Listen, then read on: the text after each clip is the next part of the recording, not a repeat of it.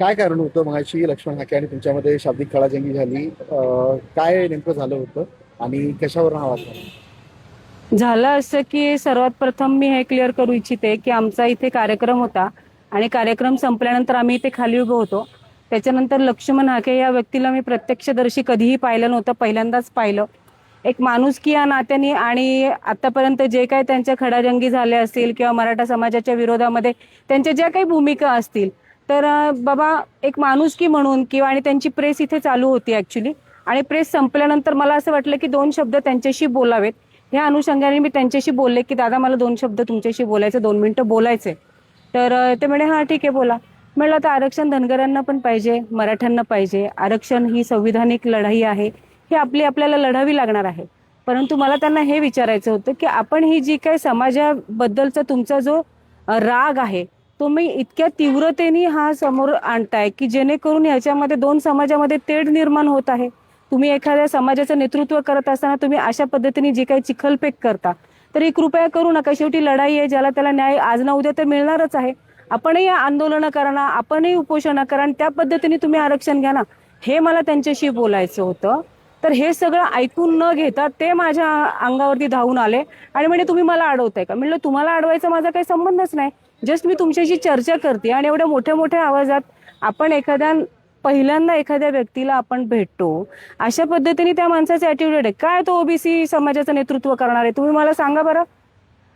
मला तुमच्या माध्यमातून हाकेंना सांगायचं आहे, हाके साहेब, आजपर्यंत तुमच्याबद्दल मी कधीही एकही वक्तव्य बोललेली नाही, परंतु आज तुम्ही सुरुवात केलेली आहे. मग आता पुढच्या परिणामांना आपण तयार राहा की आपण कुठल्या कुठल्या पद्धतीने काय सामाजिक लढाया लढता, कुठल्या नेत्यांबरोबर तुमचे काय काय संबंध आहेत, कुठं कोण तुमचे मित्र परिवार असतील, तुमचे कार्यकर्ते असतील, तुमचे कोण हित संबंधातले लोक असतील, तुम्ही कुठं कुठं ताबे मारता, तुम्ही कुठं कुठं काय काय करता. आमचं तोंड उघडायला लावू नका. एक सर्वसामान्य आजपर्यंत त्यांच्यावर मराठ्यांच्या किती आमच्या पुण्यातल्या लोकांचं झालं असेल, परंतु मला त्या गोष्टींची काही संबंध नव्हता. आज आम्हाला मराठ्यांच्या 6 मागण्या पूर्ण झाल्या आणि त्या पूर्ण झाल्या म्हणून तुमच्या पोटात दुखायचं काही कारण नाही. हा नक्कीच तुम्ही तुमची लढाई लढावी, पण त्याच्यासाठी एखाद्या महिलेवरती आरडाओरडा करून बोलणं हे तुम्ही तुमच्या घरात बोलत नाही, तुम्ही रस्त्यावरती बोलता. आणि हे संघातली गोष्ट नाही, हे संघाच्या बाहेर ते होते. आणि तुम्ही सांगा, एक माणूस म्हणून, एक थर्ड पार्टी म्हणून किंवा एक पर्सन म्हणून आपण एखाद्या व्यक्तीशी बोलत नाही का? आम्ही राजकारणात आहोत, आम्ही समाजकारणात आहोत, आम्ही हसी मजाक करतो, हसून खेळून सगळ्यांशी बोलतो. त्या अनुषंगाने मला त्यांना 2 प्रश्न विचारावेसे वाटले. त्यांना उत्तर देता येत नव्हतं किंवा ते घाबरले असतील म्हणून ते पळून चालले होते. म्हणून मी त्यांना म्हणलं तुम्ही पळून चालले का? तर ते म्हणे नाही नाही मी काय पळून चालले. अरे तू पळून नाही चालला तर भावा, तू व्यवस्थित उभं राहून बोलू शकत होता. एक महिला तुझ्या समोर उभी होती, एक महिला तुझ्याशी हितगुज करू इच्छित होती आणि आपण अशा पद्धतीने चालले होते. 6 मागण्या पूर्ण झाल्या म्हणून काय तुमच्या पोटात दुखलं का? तुम्ही नक्कीच प्रेस घ्यावी.